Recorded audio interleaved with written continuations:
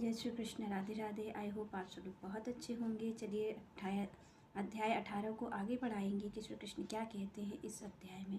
तो यहाँ पर श्री कृष्ण चर्चा कर रहे हैं त्याग की, कि त्याग कैसा होना चाहिए और कौन सा त्याग हमें सुख देने वाला है, कौन सा त्याग ऐसा है जो हमें दुख की प्राप्ति करवाएगा और किस तरीके का त्याग है जो भगवान की प्राप्ति करवाएगा। क्योंकि यहाँ पर त्याग भी भगवान ने कहा है कि भाई 3 तरीके के त्याग होते हैं, जो कि होता है सात्विक, राजसिक और तामसिक। तो भगवान यहाँ पर कहते हैं 3 तरीके के त्याग हैं और तीनों का फल, क्योंकि जो प्रकृति है वो 3 गुणों से बनी हुई है और यहाँ पर व्यक्ति में तीनों गुण विद्यमान रहते हैं। तो यहाँ पर ये है कि जो गुण है वो तीनों हमारे अंदर हैं, पर होता क्या है कि किसी जीव में किसी गुण की प्रबलता हो जाती है।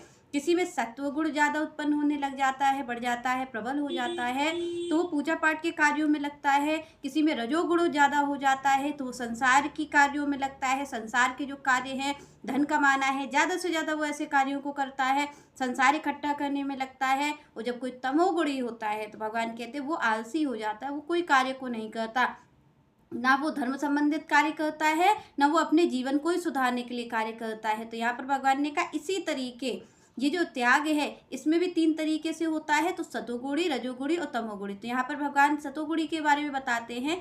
तो जो सतोगुणी व्यक्ति है वो पहली बात तो सकाम कर्मों को त्यागे नहीं, इन कर्मों को करे, पर इन कर्मों को किस तरीके से करे, निष्काम भाव से करे। और जब निष्काम भाव से हम कार्यों को करते हैं तो हमें फिर वो भव बंधन में बांधने वाले नहीं होते। क्योंकि जो विद्वान जन है, तो विद्वानों जनों का तो ये मत है कि भाई ये जो त्याग है इसको बिल्कुल, जो सकाम कर्म है इनको त्याग देना चाहिए, यही त्याग की सर्वोत्तम जो अवस्था है। तो वो ये कहते हैं कि यही है, अगर इनको त्याग दिया जाए तभी भगवान की प्राप्ति होगी। पर यहाँ पर श्री कृष्ण कहते हैं कि भाई सब अलग अलग कह रहे हैं। कोई कह रहा है कि त्याग देना चाहिए बिल्कुल सकाम कर्मों को, और कोई कह रहा है कि बिना सकाम कर्मों के भगवान की प्राप्ति कैसे होगी, जीवन निर्वाह भी नहीं हो सकता है। तो यहाँ पर भगवान अपना मत दे करके कहते हैं कि सकाम कर्मों को त्यागना नहीं है, ये जो स्वार्थपूर्ण भावना है, त्याग तो इसका करना है। आप और हम कर्म का त्याग करते हैं, भगवान यहाँ पर कहते हैं कर्म का त्याग नहीं करना है। कर्म आपको कोई सा भी बांधने वाला नहीं है और कर्म आपको कोई सा भी मुक्त करने वाला नहीं है। भाव ही बांधने वाला है और भाव ही मुक्त करने वाला है। तो यहाँ पर श्री कृष्ण कहते हैं जब भाव स्वार्थपूर्ण होता है तो आप कर्म करो या मत करो, आप बंधोगे ही बंधोगे, क्योंकि आपका मन बंधा हुआ है। और श्री कृष्ण कहते हैं जिसका भाव निष्काम है, जो कुछ नहीं चाहता, तो वो चाहे संसार में हो और या फिर भगवान के मंदिर में रह रहा हो, भगवान कहते हैं वो एक जैसा ही है, क्योंकि उसके भाव में ही स्वार्थ नहीं है, तो वो निष्काम है, उसको कुछ चाहिए नहीं है। तो भगवान कहते हैं चाहे वो संसार में रहे या वन में रहे, कोई फर्क नहीं पड़ता, क्योंकि उसके मन के, यहाँ पर भगवान जो भी बात कहते हैं वो मन से संबंधित कहते हैं। वो ये कहते हैं चाहे आपका शरीर जो हो वो कितना भी मैला हो, कितना भी दुर्गंध युक्त हो, पर भगवान कहते हैं कि मन आपका मैला नहीं होना चाहिए। क्यों?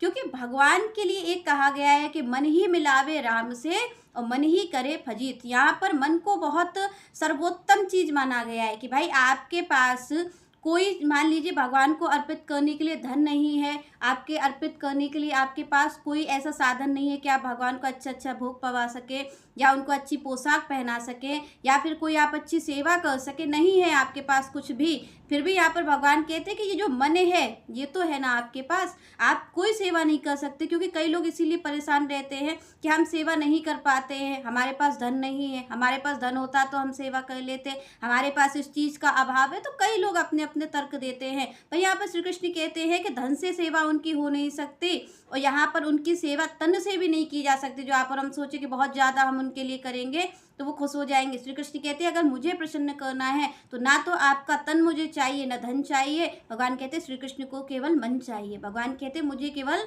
मन चाहिए। आप अपने मन को तो रखते हो ना, मन तो आपका शुद्ध है ना। तो यहाँ पर श्री कृष्ण कहते हैं धन नहीं है तो कोई चक्कर की बात नहीं, कोई दिक्कत की बात नहीं है। अगर आपका तन भी बहुत, क्योंकि कई लोग ये कहते हैं भाई मुझसे तन से नहीं होता, वृद्धजन हो जाते हैं तो शरीर से उनके नहीं होता कि वो भगवान की सेवा कर सके या फिर भगवान के लिए भोग बना सके, ये कार्य नहीं हो पाता है।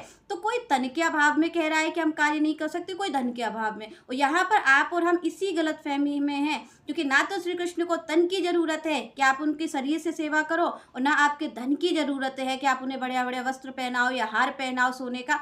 इन दोनों चीज़ों की जरूरत नहीं है। वो ये कहते हैं मन, और मन आपका धन के अभाव में भी कार्य करता है और तन के अभाव में भी। अगर आपके पास तन आपका निर्बल हो गया है, आप तन से सेवा नहीं कर सकते, तो मन तो आपके पास